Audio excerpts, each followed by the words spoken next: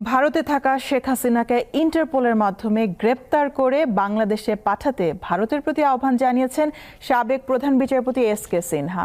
দুর্নীতির মামলায় 11 বছরের সাজাপ্রাপ্ত সিনহা এখন কানাডায় আছেন। মঙ্গলবার টাইম টেলিভিশনকে দেয়া এক সাক্ষাৎকারে এই মন্তব্য করেন তিনি। শেখ হাসিনা বর্তমানে দিল্লিতে অবস্থান করছে। ব্রিটেন শেখ হাসিনার ওখানে আশ্রয় নেওয়ার প্রার্থনা নাকচ করেছে।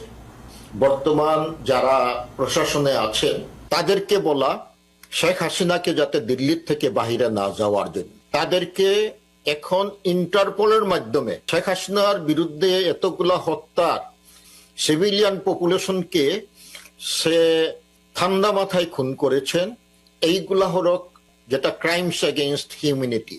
তাদেরকে যাতে কোনো দেশে আশ্রয় না দিতে পারে, দিল্লিকে বলা সেটা না দিতে এবং ইন্টারপোলের মাধ্যমে তাকে দেশে ফিরিয়ে আনা।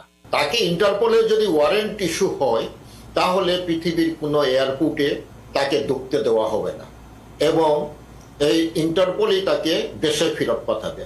দেশে একটা রিভলিউশন হয়েছে, তারা কোটা আন্দোলনের সমন্বয়কারী, তারা সাকসেসফুল হয়েছে এবং পৃথিবীর যত রিভলিউশন হয়েছে সেই ইতিহাস দেখলে আমরা জানতে পারি যারা রিভলিউশন করেছে তারা একটা অন্তর্বর্তীকালীন সরকার গঠন করে। তারাই নির্ধারণ করতে পারে কে তত্ত্বাবধায়ক সরকার বা অন্তর্বর্তীকালীন সরকারে থাকবে, কিরকম দেশ চলবে, সেটা লিগেল হয়ে যায়। অথবা আরো একটা করা যেতে পারে যে প্রেসিডেন্ট আছেন, এই প্রেসিডেন্টকে বাধ্য করা তাকে পদত্যাগ করার জন্য।